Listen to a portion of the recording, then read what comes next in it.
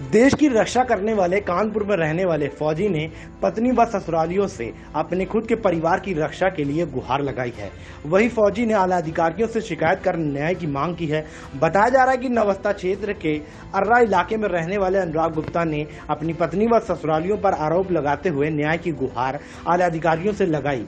वहीं पीड़ित ने बताया कि उनका प्रेम विवाह करीब 1 साल पहले आर्य समाज से हुआ था, जिसके बाद फौजी अनुराग ने अपनी पत्नी प्रियांशी गुप्ता को लेकर अपने परिवार के साथ घर में रहने लगा तथा छुट्टियां खत्म होने के बाद काम पर निकल गया। वहीं आरोप लगाते हुए कहा कि जिलाधिकारी की असिस्टेंट बताने वाली उसकी सास सरला गुप्ता ने एक षड्यंत्र के तहत अपनी बेटी की शादी कोट व आर्य समाज में हमसे करा दी। आए दिन ड्यूटी से मिलने वाली पेमेंट की मांग करते हुए मानसिक प्रताड़ना देते हुए पूरे परिवार को फर्जी मुकदमे में फंसाने की धमकी देने लगी।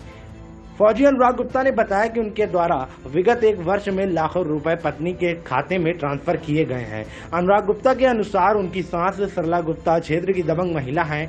उनके द्वारा ऐसे कई प्रकरण पूर्व में किए जा चुके हैं। फौजी अनुराग ने बताते हुए कहा कि जितने भी आरोप उनकी पत्नी प्रियांशी एवं सास सरला गुप्ता के द्वारा लगाए जा रहे हैं वह निराधार हैं। 7 महीने के अंतराल के बाद इस तरह का आरोप सिर्फ और सिर्फ आर्थिक एवं मानसिक उत्पीड़न करना है। पीड़ित परिवार ने प्रशासन से निष्पक्ष जांच करने की बात करते हुए बताया 1% की गलती होने पर उनके परिवार सजा भुगतने को तैयार है। पीड़ित परिवार ने आला अधिकारियों से न्याय की गुहार लगाई है। वहीं पीड़ित परिवार ने न्याय न मिलने पर परिवार सहित आत्मदाह की बात भी कही है। क्या नाम है आपका?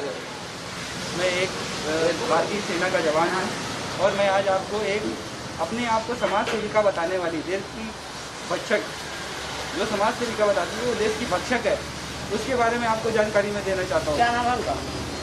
आगे मैं बताता हूँ इसके बारे में। क्योंकि इन्होंने क्या किया, बहुत ही किसी तरह गिरकर, बहुत ही किसी भी हद तक गिरकर मुझे पूरी तरह फंसा रखा है, जो कि मैं आज बताना चाहता हूँ आपको।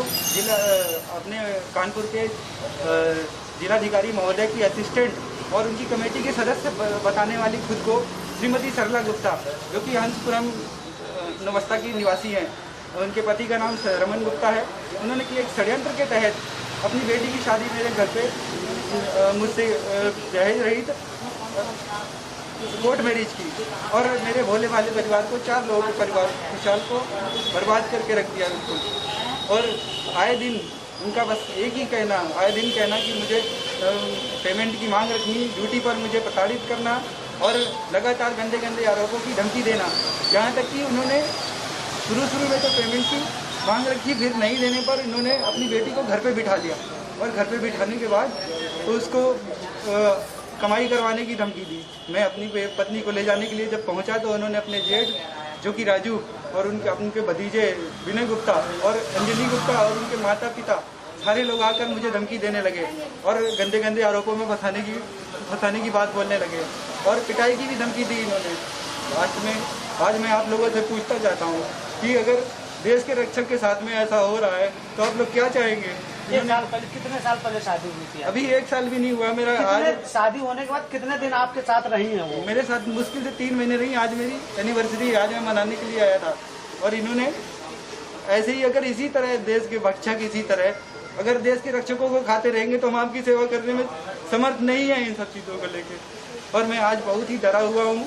इन्होंने बस अपने जिलाधिकारी महोदय का हवाला दिया, बोला जिलाधिकारी महोदय मेरे घर के और पुलिस प्रशासन कानपुर का मेरी जेब में है, ठीक है। और इन्होंने कहीं का भी किसी तरह नहीं छोड़ा हुआ है। क्या कोई दहेज आपने लिया था? दहेज देके शादी की थी? कुछ भी दहेज की बात नहीं थी, दहेज की बात कुछ भी नहीं थी। इन्होंने बस सामाजिक तौर पे शादी की, जो सामान नॉर्मली दिया जाता है वो हुआ, उसके बाद में दहेज की कोई बात नहीं। मैं खुद दहेज के खिलाफ हूँ। आप प्रताड़ित रह रहे थे, क्या आपने कोई कुछ अधिकारी से अभी तक कोई बात कही है? क्या बताया? मैं इसको लेके मैं अभी कुछ ही देर पहले कमिश्नर साहब के ऑफिस में गया मैं, लेकिन उन्होंने ये बताया कि नवस्था थाना के का मैटर है, वहाँ जाइए। जबकि मैं पहले से ही डरा हुआ हूँ कि उन्होंने नवस्था थाना को अपनी जेब में बता रखा है। और आगे मैं यही चाहता हूँ, मैं सभी नारियों की इज्जत करता हूँ जो कि सत्य के खिलाफ लड़ रही हैं, लगातार लड़ रही है। मैं उनकी इज्जत करता हूँ, मेरा डिपार्ट इज्जत करता है।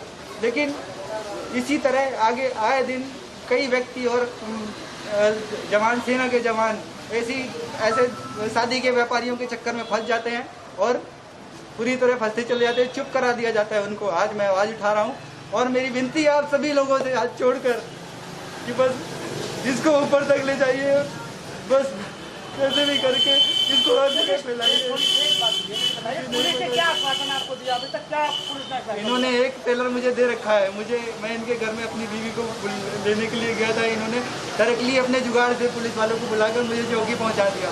वहाँ में इन्होंने काफ़ी सारे लोगों को इकट्ठा किया। मेरे माँ बाप ढूंढते हुए पहुंचे तो उन्होंने सुपुर्द कर दिया और कुछ भी नहीं। आज आप पुलिस के पास गए, क्या पुलिस ने आश्वासन दिया आपसे? पुलिस ने आश्वासन यही दिया कि थाना नवस्था आप जाइए। आज मैं यहीं खड़ा हूँ, यहाँ बताऊंगा। लेकिन उससे पहले मैं ये चाहता हूँ हमारे देश की जनता, कानपुर की जनता जागरूक हो और इनके खिलाफ एक्शन ले। कानपुर से संवाददाता विपिन सिंह की रिपोर्ट, सहारा समाचार।